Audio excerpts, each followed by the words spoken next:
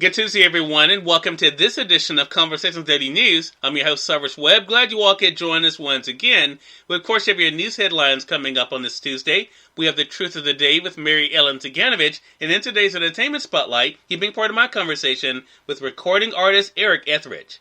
Enjoy today's broadcast. For Conversations Daily News, I'm Cyrus Webb with your Tuesday headlines.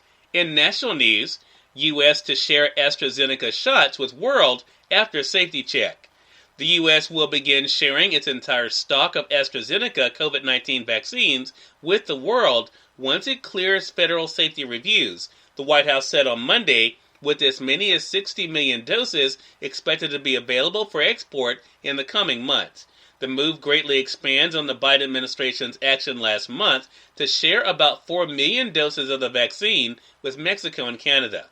The AstraZeneca vaccine is widely in use around the world, but has not yet been authorized by the U.S. Food and Drug Administration. The White House is increasingly feeling assured about the supply of the three vaccines being administered in the United States, particularly following the restart of the single-dose Johnson & Johnson shot over the weekend. The U.S. has also been under mounting pressure in recent weeks to share more of its vaccine supply with the world as countries like India experience devastating surges of the virus and others struggle to access doses needed to protect their most vulnerable populations. Given the strong portfolio of vaccines that the U.S. already has and that has been authorized by the FDA, and given that the AstraZeneca vaccine is not authorized for use in the United States, we do not need to use the AstraZeneca vaccine here during the next several months, said the White House COVID-19 coordinator. Therefore, the U.S. is looking at options to share the AstraZeneca doses with other countries as they become available. More than 3 million people worldwide have died of COVID-19, including more than 572,000 in the United States alone. The U.S. has vaccinated more than 53% of its adult population with at least one dose of its three authorized vaccines from Pfizer, Moderna, and Johnson & Johnson, and it expects to have enough supply for its entire population by early summer. The U.S. has yet to finalize where the AstraZeneca doses will go. Neighbors Mexico and Canada have asked the Biden administration to share more doses, while dozens of other countries are looking to access supplies of the vaccine. In more national news, the Justice Department opens policing probe over Breonna Taylor death. The Justice Department is opening a sweeping probe into policing in Louisville, Kentucky over the March 2020 death of Breonna Taylor, who was shot to death by police during a raid at her home, Attorney General Merrick Garland announced on Monday. It's the second such probe into a law enforcement agency by the Biden administration in a week. Garland also announced an investigation into the tactics of the police in Minneapolis following the death of George Floyd. The Attorney General has said there is not yet equal justice under the law and promised to bring a critical eye to racism and legal issues when he took the job. Few such investigations were opened during the Trump administration. The 26-year-old Taylor, an emergency medical technician who had been studying to become a nurse, was roused from sleep by police who came through the door using a battering ram. Her boyfriend, Kenneth Walker, fired once. A no-knock warrant was approved as part of a narcotics investigation, but no drugs were found at her home. In more national news, Supreme Court to take up right to carry gun for self-defense. The Supreme Court agreed on Monday to hear an appeal to expand gun rights in the United States in a New York case over the right to carry a firearm in public for self-defense. The case marks the court's first foray into gun rights since Justice Amy Coney Barrett came on board in October, making a 6-3 conservative majority. The justices said on Monday that they will review a lower court ruling that upheld New York's restrictive gun permit law. The court's decision to take on the case follows mass shootings in recent weeks in Indiana, Georgia, Colorado, and California, and comes amid congressional efforts to tighten gun laws. President Joe Biden also has announced several executive actions to combat what he called an epidemic and an international embarrassment of gun violence in America. And finally, in entertainment news, Academy Awards television audience plummets to 9.85 million. The Academy Awards television audience on ABC plunged to 9.85 million viewers, less than half of Oscar's previous low, and continuing the startling trend of viewer tune-out for award shows. The Nielsen Company's preliminary estimate released on Monday shows that the audience to watch Nomadland win Best Picture was 58% below last year's tally of 23.6 million, prior low-water mark.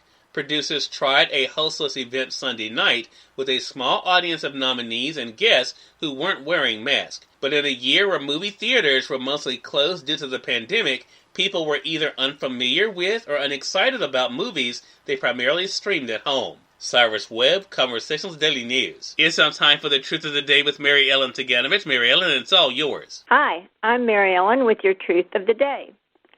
Foster a mindset of abundance.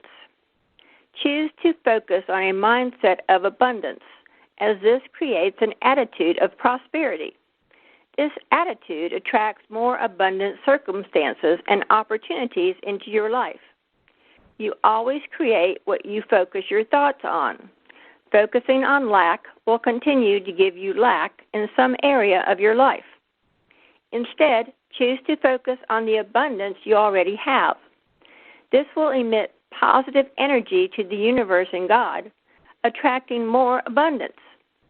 By combining your strong ambition with an attitude of abundance, you are pouring powerful energy into the universe, allowing God to do what He does best, fulfill your desires.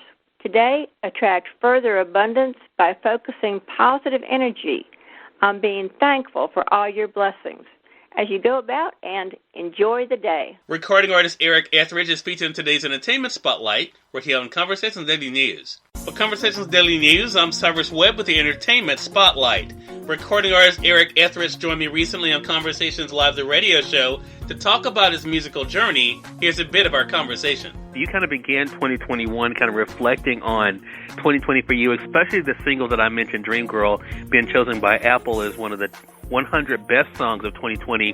What was it like for you to see the way that people, in spite of everything, that they were drawn to the music? Well, yeah, that was a huge surprise and a huge honor. The folks at Apple Music have been so supportive of my music, and I've just been really grateful for that.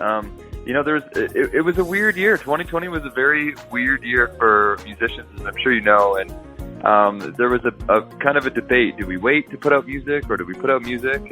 And I decided that, it had been about just over a year since my first record came out. I'd spent all of 2019 working on a record, so I wanted to put out, I was like, you know what, I want to put out music.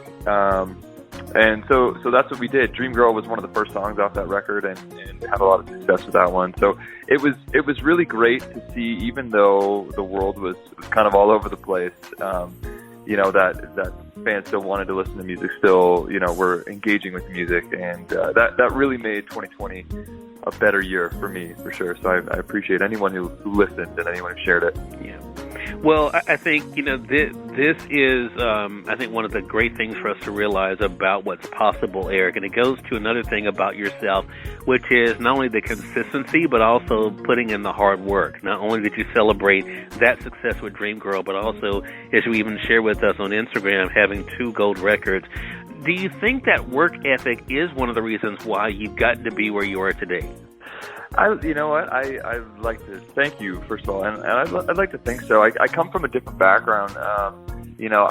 Where I come from, I went to college, and I played football in college, where I really think I learned my work ethic.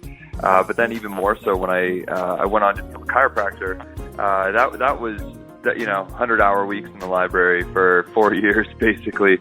And so I think I had a kind of an interesting perspective when I transitioned to music full-time. Cyrus Webb, Conversations Daily News. We thank you all for tuning in to this edition of Conversations Daily News. We'll be back with you guys on tomorrow with more news, Truth of the Day with Mary Ellen Ciganovich, and of course your Entertainment Spotlight. Until then, I'm your host, Cyrus Webb, saying as always, enjoy your day, enjoy your life, enjoy your world. Thank you all for choosing Conversations Daily News today. Let's make it a great one.